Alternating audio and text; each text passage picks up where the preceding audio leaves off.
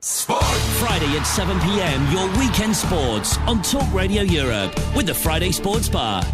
It's Friday, it's 7 p.m, it's live from the Talk Radio Europe studios. It's the Friday Night Sports Bar, your hour of sport, with me, Dom Aldworth, and Stuart Joseph, and I'm going to share with you what he just said to me.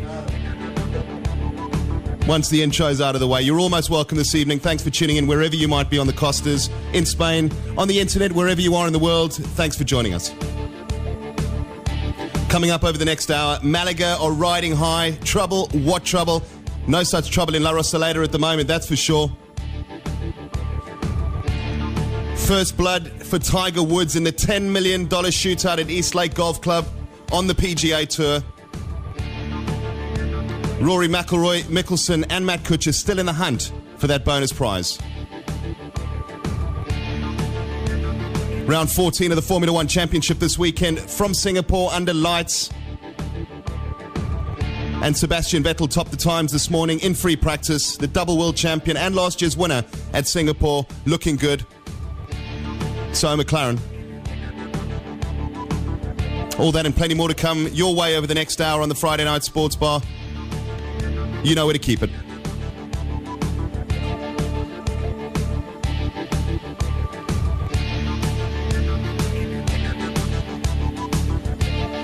Friday Sports Bar with Dom Aldworth. Well, good evening once again, and thanks for tuning in to Talk Radio Europe and the Friday Night Sports Bar. And a warm welcome, of course, not only to yourself on the airwaves, but to Stuart Joseph. He's scuttled in here with barely 5 minutes left after a busy week. Stu, thanks for joining me again this evening. Pleasure. Always good to come in. Well, we're going to begin the show as usual, and please feel free to give us a call in the studio, 951-036-026. Were you up at Malaga this weekend watching that fantastic Champions League performance? If you're a Malaga fan, give us a ring. If you're any fan, if you're disappointed in your side's performance, you know where to call us, 951-036-026. Your call will be most welcome this evening. And we're going to do exactly that, Stu. We're going to begin with some results on the weekend, or literally results throughout Europe as well. But we're going to start with some of the league results, and I think it's pretty fitting that we start with Malaga and La Liga, and another great result in the league, which now secures them second place in the league behind Barcelona. A great start to the season for them, but tremendous stuff there from Malaga on the weekend. Well, Malaga just excelled, haven't they? I mean, no one can believe this because considering all the troubles they've had, it's amazing how they've come through this, and I think Pellegrini deserves every compliment for getting the team to play as they're playing, to be second in the league, and such a tremendous result against Levante on Saturday, which was just a tremendous victory, 3-1. It's just a great start, and to play Zenit St. Petersburg, I mean, and to give them a beating as well. I mean, it's just incredible football. Unbelievable, isn't it? I mean, all these talk of all these financial problems and instability in the club leading up to the beginning of the season, and performances on the pitch just like that is exactly what fans want to see from their footballers. Well, it's for all the Malaga supporters, it must be just a dream come true. I mean, the atmosphere during the week in the European competition was fantastic. First time they played at that stage. Isco is playing out of his skin. I mean, everyone's been talking about him this week, and I've been in London for a few days. And the shame in London is that they're talking about Malaga more for their financial problems that they've had more than their football, which is a shame. And I think Paul should get on the phone to his friends at TalkSport and tell them exactly what's going on, because they seem to have stabilised the problems for the time being, and it's their football that's doing the talking. Absolutely. And they deserve every credit, and they're not getting it from the UK stage, but everyone is talking about Isco. No one understands why he wasn't purchased by somebody during the pre-season when they wanted to get some more millions in.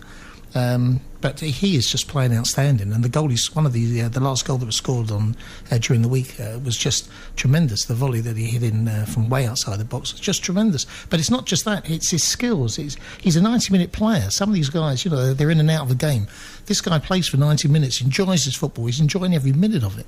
And there was rumours in the paper today that Barcelona were after him during pre-season, but his father talked him out of going there because he wouldn't get a regular game, which was very good for a father, because quite right, this guy wants to play football. How old is he? He's only 19. So, yeah, great future ahead of him. And he's playing every week. Absolutely the right decision. And, the other thing that's impressed me as well about Malaga is scoring plenty of goals, but not from one person. They're coming from a selection of different players. Yes, it's coming from all around, and that is good, because they're playing some lovely football. We were discussing, they're playing a Barcelona sort of type of football. They're playing their passing game is very, very good.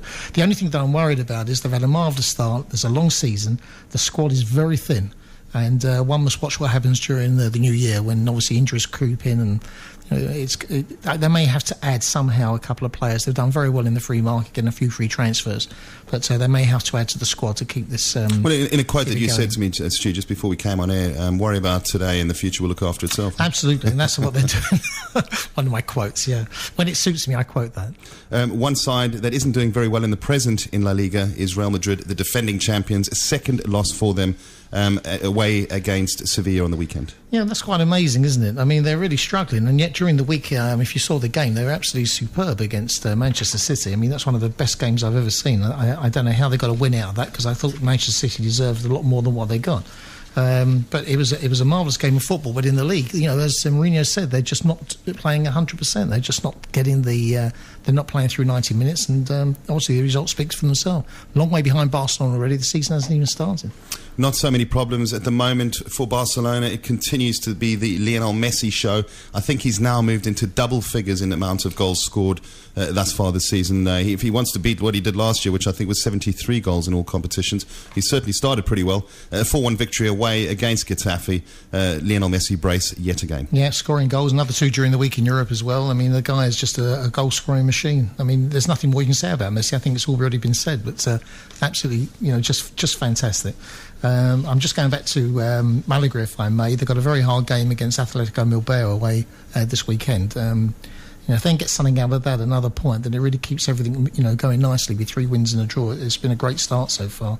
I was looking also at the European fixtures. They go to Anderlecht on the 3rd of October.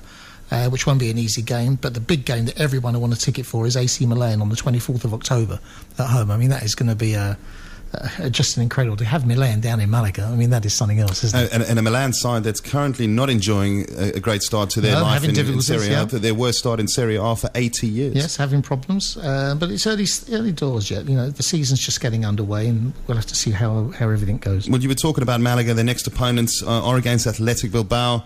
They enjoyed a 3-3 draw against Espanyol, so clearly capable of scoring goals.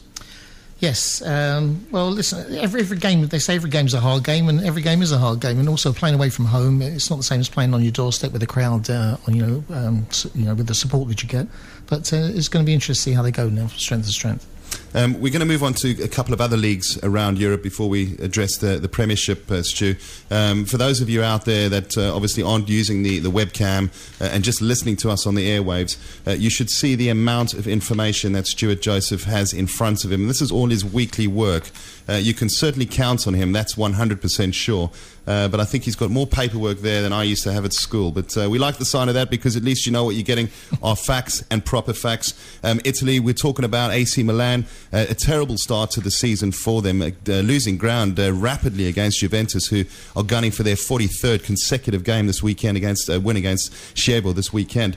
But AC Milan in all sorts of trouble, losing in front of their home fans at the San Siro against Atalanta, 1-0, drawing and booed off the pitch midweek at Champions League.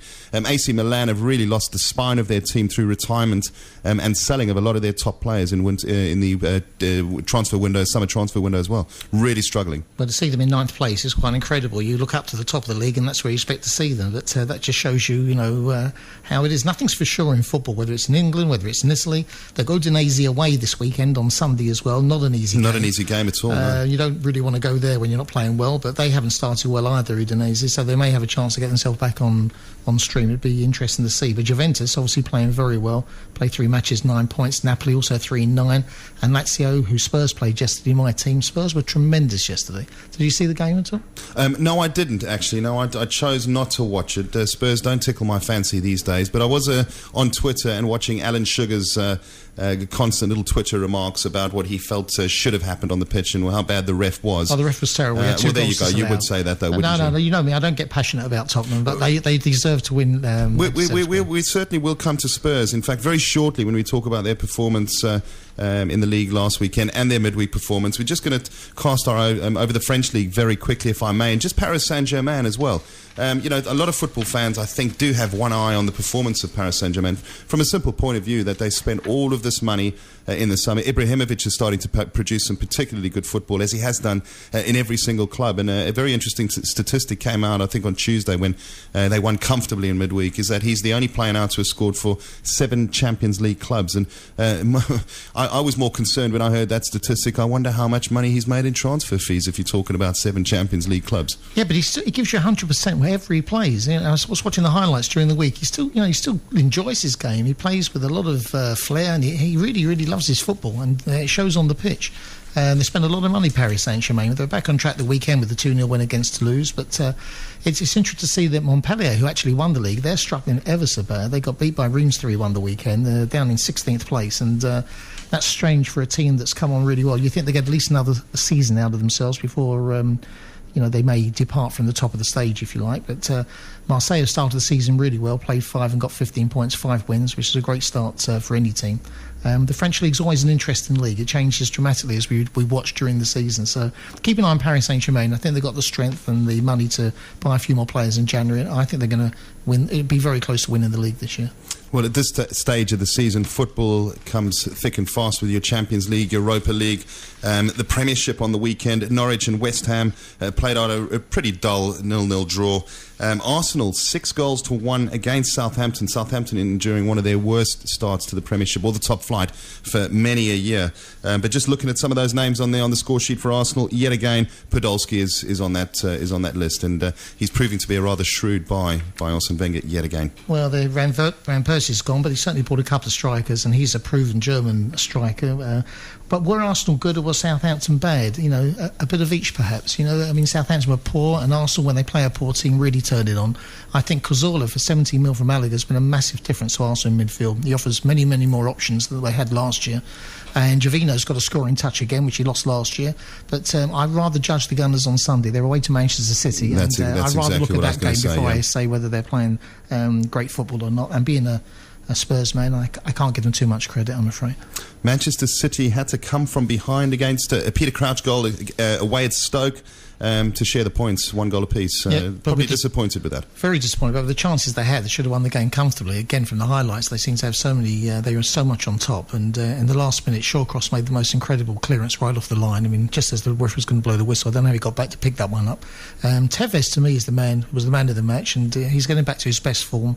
But City are just disappointed, and we'll talk about Europe later on, about the disappointment during the week.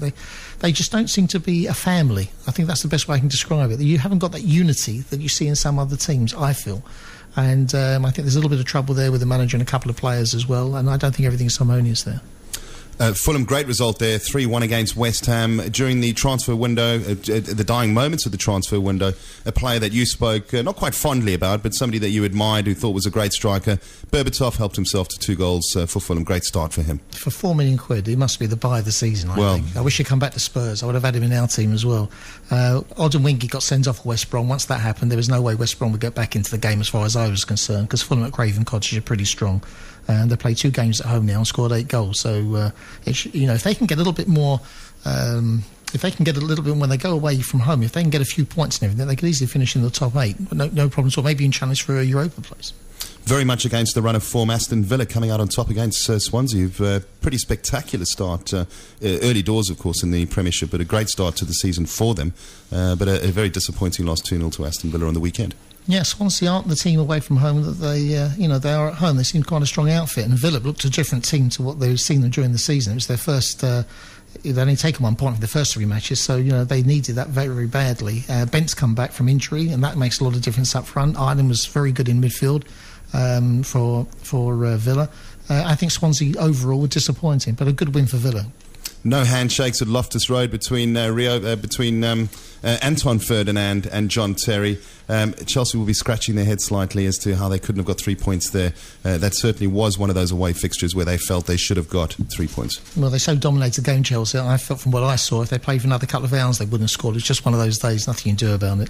I think Chelsea blow a little bit hot and cold as well. They should have taken 3 points from the fiction. I'm sure they'd be very disappointed, but it's a local derby, QPR. It doesn't matter where you go for a local derby. It's quite competitive, and this certainly was. It took Manchester United 50 minutes before they managed to score the first of their 4 goals against Wigan on the weekend, and that perennial Paul Scholes was the man that started the rot there for Wigan. Great result there for United, 4-0. Absolutely tremendous, but 0-0. I thought something they may drop some points, United, because obviously everyone's looking for the top. From looking from below, you're looking for the top teams to drop a few points so you can get up there. But once that first goal went in, they just capsized Wigan, and 4-0 was probably what, at the end of the day, they dominated the second half so much. But I thought what was incredible was the way that Scholes plays. I mean, he was sensational again. When he left the pitch, he played his 300th game for Manchester United this weekend. He's equalled now Bobby Charlton and Brian Giggs, which is a great honour, obviously. But the guy at his age, what is he, 35, 36? Something like that. Yeah. I mean, you just quite possibly his early retirement from international football has certainly prolonged his career, isn't it? Oh, I mean, I'd rather have him in the team than Lampard, to be honest with you, if you wanted to play for England. If you're going to play Lampard, I'd rather have Scholes in there. He offers you much more. He's got more direction. He sees better. No disrespect to Mr. Lampard. It's just my view, not just my personal. But, if he was still playing... Frank, if you're listening... Sorry, Frank. Take it personally. If Mr. Scholes was still playing for England, I think he'd get a place, judging by what we've got at the moment to choose from. Liverpool, 2 points from 4 games. Half of those points came on Saturday away against Sunderland. Where did Liverpool go from here? I mean, that surely was somewhere where they wanted to try and kickstart their season. Yes, but they played very well. In the second half, they were very much on top. Suarez got a late equaliser. They should have gone on and won it, actually, but the Sunderland goalkeeper played ever so well. I don't know what to make of Liverpool at the moment. I saw them yesterday in the Europa. They played really well with a lot of kids out, a lot of youngsters. They come on, Liverpool. They've got a very good manager there in Rodgers. It takes time. The same as at Spurs. It takes time. You can't just come in and then just turn it around, change your style of play. I mean, the Liverpool style of play is totally different with Rodgers at the helm now. And you just got to wait and just hope it just clicks. And maybe another couple of additional players, possibly. I don't know. But we'll have to wait and see what happens. Why they let Carroll go out on loan, that one I still can't work out. I know it doesn't suit Rodgers, but with lack of ammunition up front, I wouldn't have let him gone out on loan. Very exciting game at Goodison Park. Demba Gabar in the 89th minute, sharing the spoils for Newcastle with Everton, 2 goals apiece. A bit of news I did read about Demba Gabar. He scored a brace of goals for Newcastle. Tremendous player. There's a bit of speculation that he's not very happy playing his football at Newcastle at the moment. I don't know why. The guy, he wants to play regularly and he's not getting a regular game. That's his problem, I suppose. But he's playing brilliant. I thought it was the best game of the weekend, actually. Some of the goals were superb.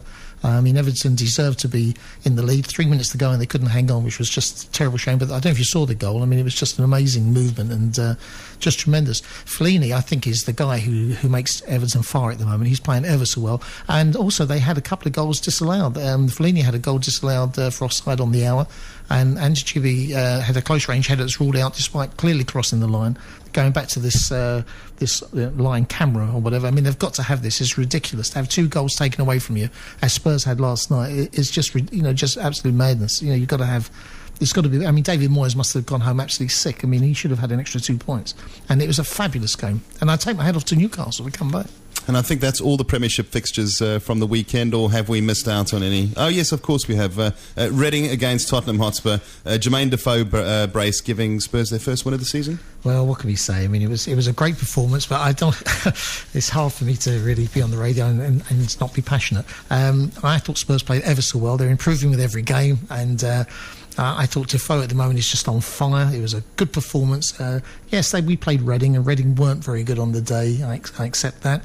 We've got Queen's Park Rangers the weekend, and then we go to Old Trafford. So let's judge us in 2 weeks' time. We haven't got any points or anything from Old Trafford for years and years and years. This may be something. We may just pinch something this time. Well, that's your league roundup from Europe, and the small matter of the Champions League and Europa Cup took place midweek, and let's have a look at some of those performances from some of the bigger sides in the Champions League this weekend. I beg your pardon, during the course of this week. A couple of big name fixtures there. Juventus versus Chelsea.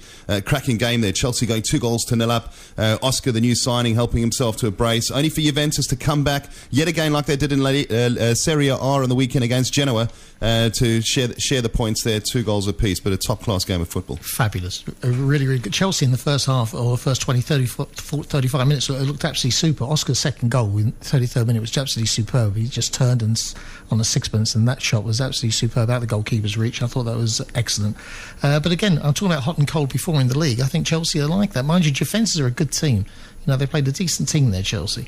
I think first and second places between the two of them. I'm sure they can finish to qualify without a problem. But I think Chelsea are going to be a little bit more... they're a little bit reckless at the back as far as I'm concerned. That's where they're going forward. They look fine in midfield, but I think at the back, John Terry is better years behind him. He didn't have a bad game, but he looks suspect. And But interesting, I mean, they've made a couple of top-name signings as well in the summer transfer window, and some of those players are actually playing some very, very good football early on, whereas normally you would expect them to a bit of time to settle into the new team environment. But, Oscar coming in, I think it was his first start as well. We've seen young Eden Hazard doing particularly well. This is a good sign for the future for Chelsea's new signings. Yes, I agree, but you've got a few suspects here. You've got David Luiz, who can be good and bad. The guy shows a lot of flair going forward, but very suspect at the back. And I don't think that the back is tight enough, personally. Hazard, he's playing well, but he's not in the game for 90 minutes. I've noticed when I've been watching him, he doesn't seem to play through 90 minutes. He seems to be in and out of the game. And as you say, they've got some new players in there, and it's also going to take a bit of time, perhaps. And I don't think Chelsea are as strong as Manchester United and Manchester City, personally. But again, it's early days, 4 games in, we'll have to wait and see. It's a long season. Just going back to the Champions League, one of the sides in action during the course of the week were the finalists, previous champions, but the finalists as well from last year. They managed to put the heartbreak behind them of losing that final to Chelsea. Bayern Munich getting their campaign off to a good start, 2-1 against Valencia. Well, that was a good win for Bayern. I mean, Valencia are a hard team to beat anywhere, but that was a comfortable win as well, I think, for Bayern from what I saw of the game, and I think Bayern would go on to qualify quite comfortably. And Valencia have got a hard group there. They've got Little and Batty in this league, and they really have to, for Spain, they really have to turn it on, especially when their home matches. They're going to be so important and try and scramble something away from home. Barcelona had to come from 2-1 down to defeat Spartak Moscow. That man again, Lionel Messi. Oh, that was tremendous. When Spartak went 2-1 up, I thought, my God, we may have a shock there, but you can't keep Messi down. He really is just superb. I thought some of the football was just magnificent. I enjoyed that very, very much indeed. But Spartak Moscow, they played well. They're a little bit unlucky not to get a point, but that's football, I guess. Nobody had to come from behind. Celtic versus Benfica. Goalless draw there, but nevertheless not a bad result for Celtic. I don't think Celtic had a shot at goal, but again, a point's a point, and I don't fancy Celtic to get out of this group at all. But, you can't take nothing away. Benfica are a big name, and a point. I think they would have taken that before the game started, actually. A 6-minute goal by Michael Carrick. Certainly United would want to have built on that. They couldn't. 1-0 victory against Galatasaray. First time they're back in the top flight of Europe's elite for several years. The points are the points at this stage, and that's probably what Ferguson would be more delighted about. Well, they've got a pretty easy group here, so there's not much problem them getting through. I didn't think it was a great performance at all. Carrick took his goal very well, but not much to say on that. Again, from what I saw of it, it was a mediocre sort of performance. Nothing to get excited about, but they did enough, and winning games is winning games. Pretty classy performance by Paris Saint-Germain against Dinamo Kiev. 4-1 there. A couple of people on the score sheet there are worth a rather large amount of money to them in the transfer window. Ibrahimovic, Thiago Silva, Alex and Pastore. Good to see their new names getting on the score sheet. And they say money can't buy you success. 4-1, a great win. Full house, 50,000 there. I mean, what more can you say? It's just a good performance. And going back to Ibrahimovic, I just think the guy is, to have him in the team, to me, he frightens defenders, he causes panic. He's a great player, even today. Arsenal rode their luck to some extent against Montpellier. I'm sure you'll like me to hear that, but they did come out on top, 2-1. Oh, come on, they were lucky in the second half. They were pulverised by Montpellier, and sorry if there's any Arsenal supporters out there, you can ring me and have a go at me, but when I'm watching it, I've already got a blanket over my head, and I don't know, as far as I'm concerned, Arsenal in the first half looked a tremendous, well-beaten team. In the second half, they just sat back, Montpellier went at them, and they were very unlucky not to get an equaliser. But again, 3 points, it's not an aggregate, these games. You get 3 points for a win, and that's what they got. German champions got 3 points for their win. Borussia Dortmund coming out, got 1-0 to the better against Ajax. Malaga against Zenit St. Petersburg, 3-0. Top of the group? Top of the group, comfortably. Top of the, that's all you asked for. 28,000, virtually a full house there. Isco 2 goals. Saviola, who just signed, got a goal, the second goal as well. Great performance. Where did Saviola come from? It came from Benfica, I think. I think it's from Benfica. Yeah. But a free signing, again, what can you ask? He may be to people over the top, but for Malaga, they needed people up front, and they've got a guy there. Plus Santa Cruz has signed as well. The Manchester City guy. Well, that was. So you got another additional player there, and he hasn't played yet. He's been on the bench, and maybe he's not fit. A little bit of strength there, which is going to be excellent, because they needed some power up front. But they're scoring goals, and as you said, they're coming from all over the place, and you can't. But Isco, again, I've got to go back to that guy. Star of the week, as far as I'm concerned. About 40 or 50,000 fans in the San Siro on Wednesday night or Tuesday night, I can't remember which day it was, booed AC Milan off. They were held to a goalless draw by Anderlecht. Well, it's one of those things. They're just not playing well. There was only 20,000 there, which is quite incredible in a stadium that holds. Was that all 20,000? 20,000 people, shocking. So it shows you that the fans are very disappointed with their performances, and this was another bad performance, but a good result for Malaga. Let the team share the points. Let Malaga get their 3s and 1s or whatever they're going to do. They can get out of this group. It's not an easy group, and Anderlecht, and they've got to go to St. Petersburg as well. I mean, there's a lot to play for here, but if they can get another win and a draw, it may be enough to see them through. Spectacular night of football at the Bernabeu. Rafael Nadal was there watching his favourite team. No goals in the first half. It looked like it could quite possibly be a stalemate.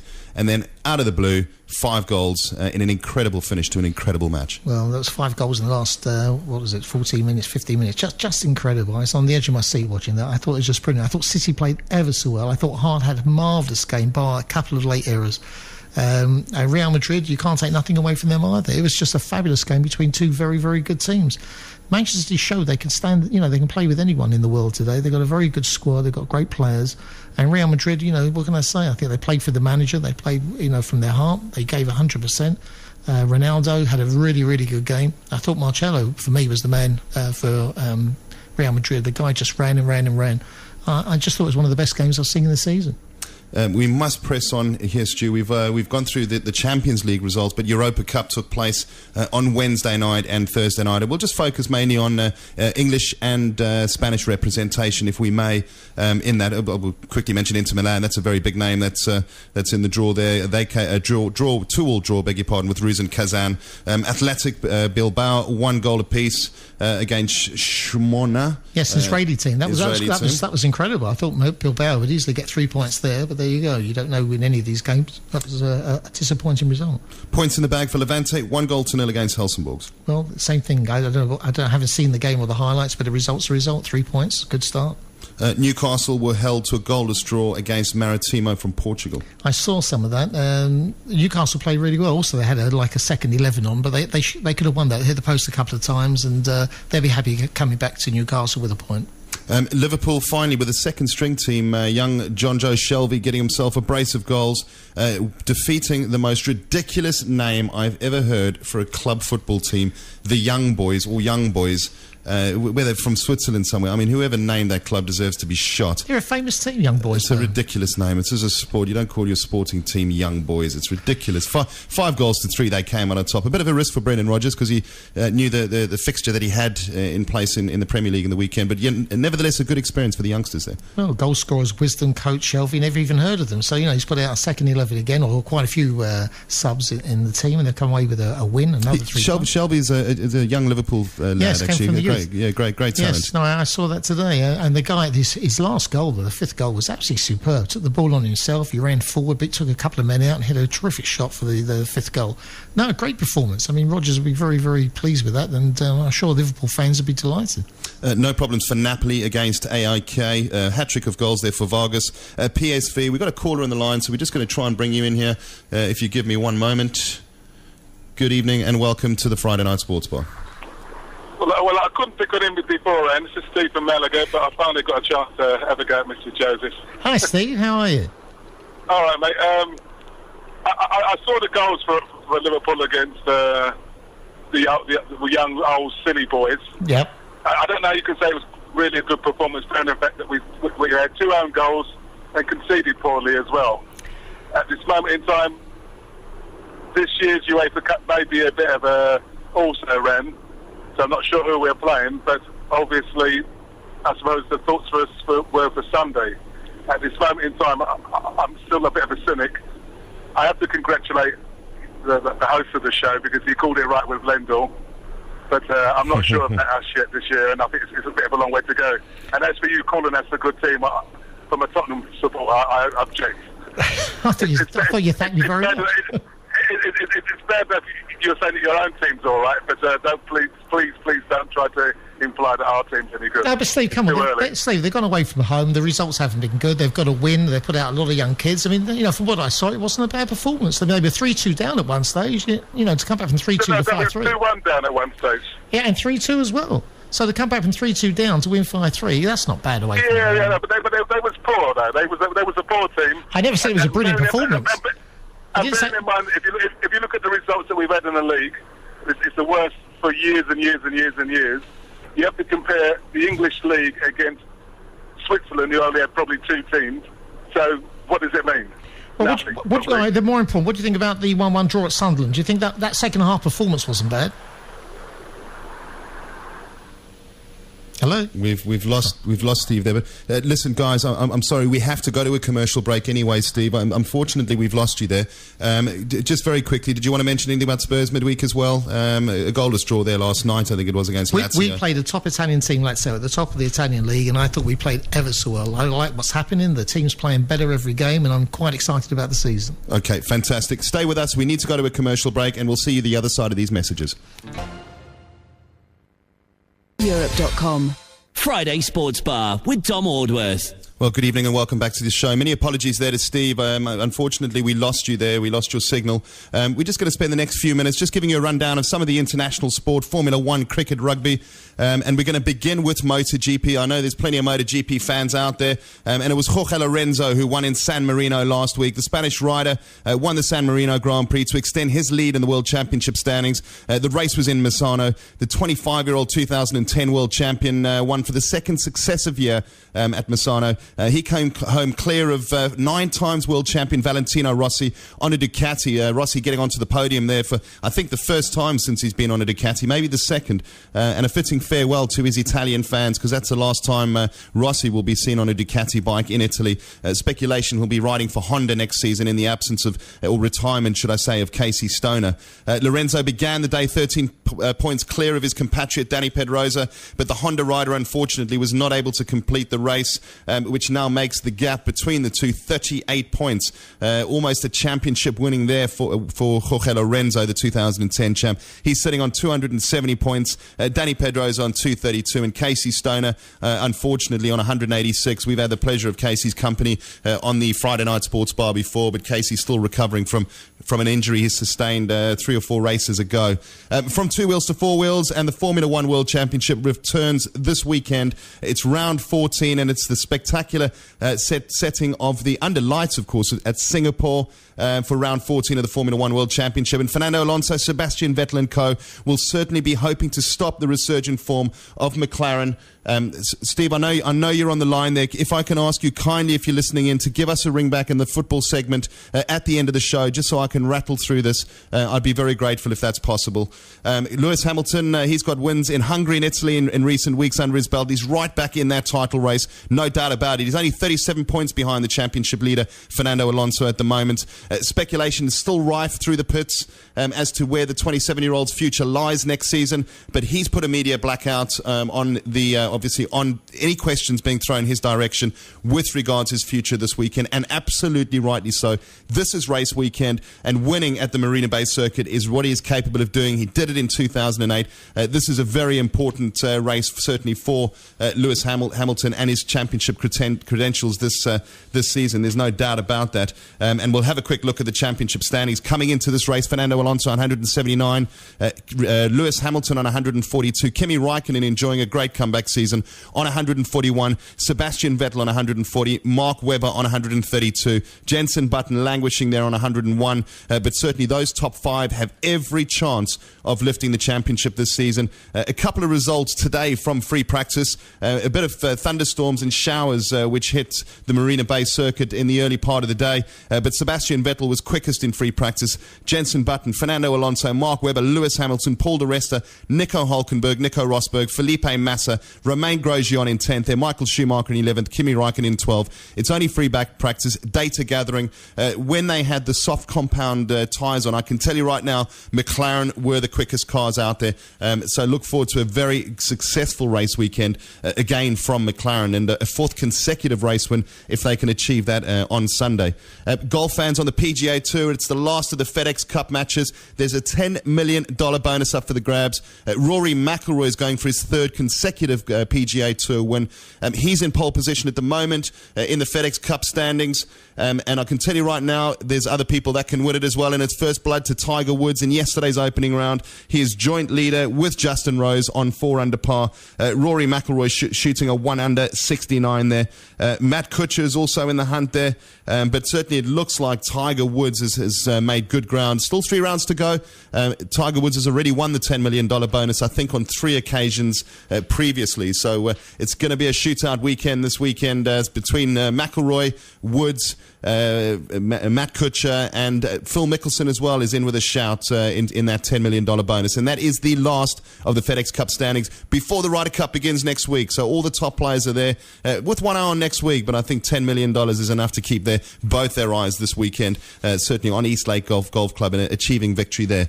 A bit of a rugby roundup from you from down south. The All Blacks world champions continued their winning streak in the Rugby Championship with a 22 points to 11 victory over South Africa in New Zealand. South Africa will be ruining several missed opportunities, several missed kicks at goal, and dropping the ball on the try line. It was a very good performance by South Africa, but the All Blacks are a class side, and hence the reason why they came out on top yet again. It looks like they're going to add the Rugby Championship to their World Cup, which they lifted towards the end of last year.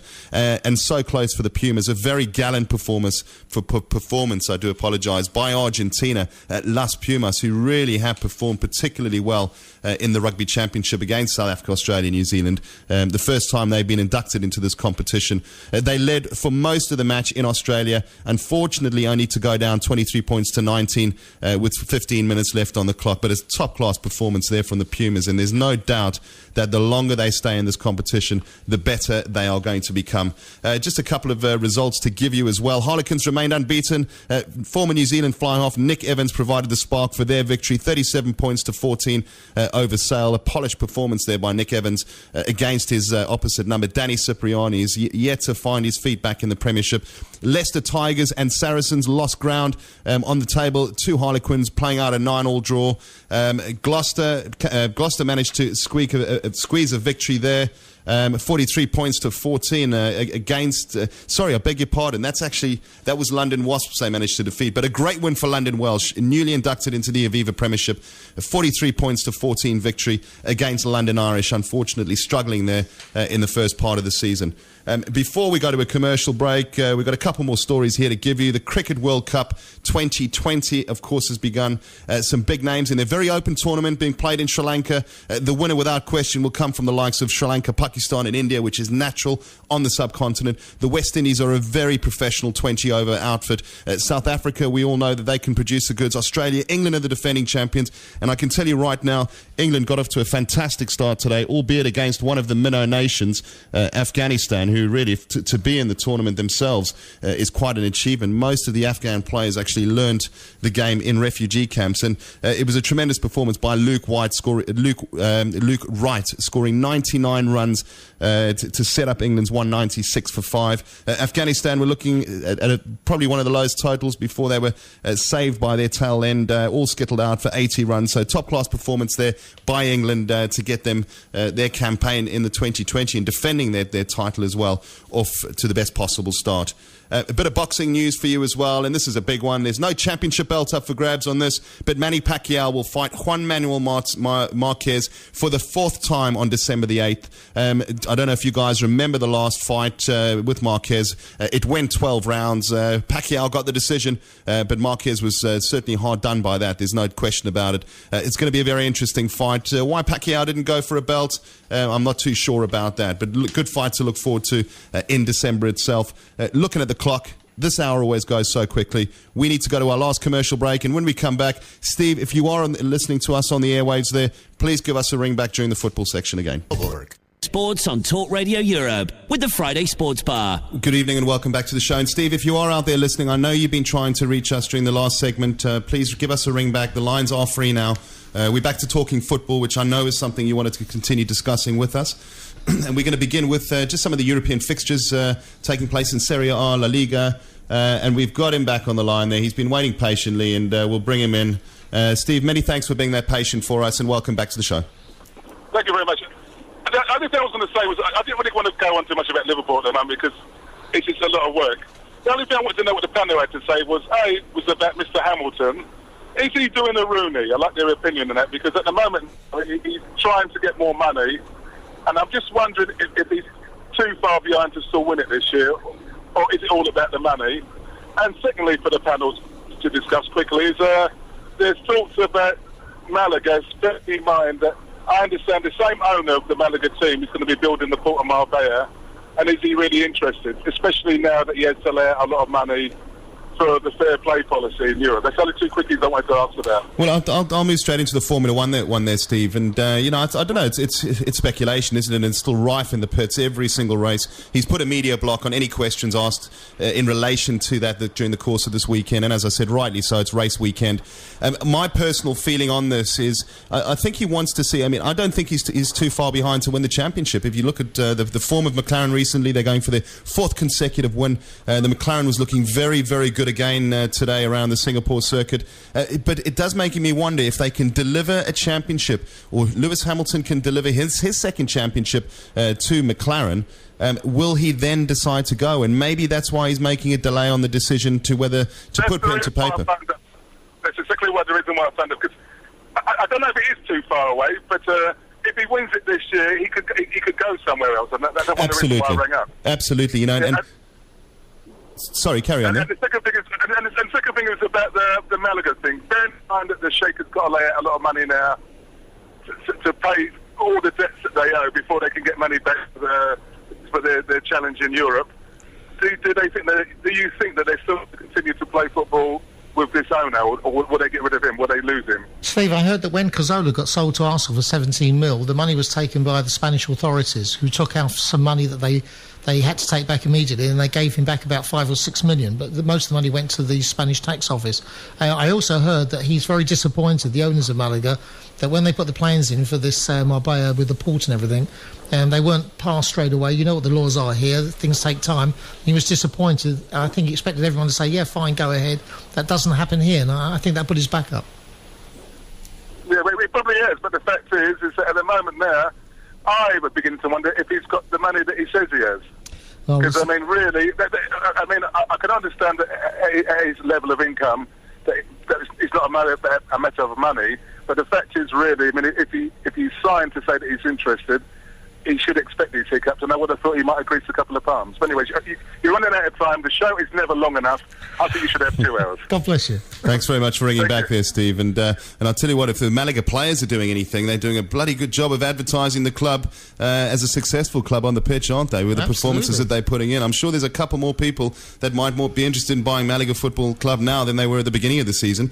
Steve, Stu, I beg your pardon, we're not going to bother with the Serie A fixtures this weekend. We're going to quickly move to see who get in touch with Real Madrid, Barcelona and Malaga, have a look at who they're playing this weekend, and we're going to finish off with the Premiership.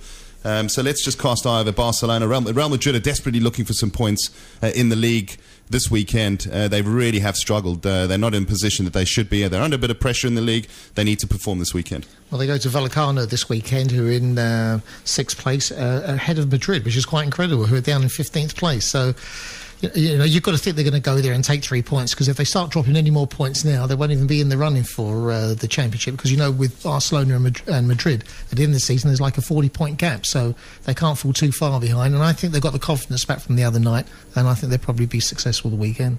And then we've got Malaga, of course, and we mentioned that earlier on in the show, making the trip up north. Yes, going to Atletico Bilbao, never an easy place to go. 10 to 8 kick-off. Listen to everyone here, because the commentary is fantastic with Paul, Chris and Kenny, so it's a great evening here. The 10 to 8 kick-off, funny time kick-off, but that appears to be what it is. That's on Sunday evening. No, a difficult game, but listen, Malaga are very confident. I think it'll be... I think they can get a point there. They're full of confidence, the whole squad. Well, we've got 3.5 minutes left, never enough time, and we've got the Premiership fixtures, which I know there's a lot of interest out there. We'll just quickly rattle through some of the games that are taking place. Swansea coming off a loss on the weekend, but they're back at home this weekend, which is do their confidence good, but they've got the small task of taking on Everton, who are in pretty good form.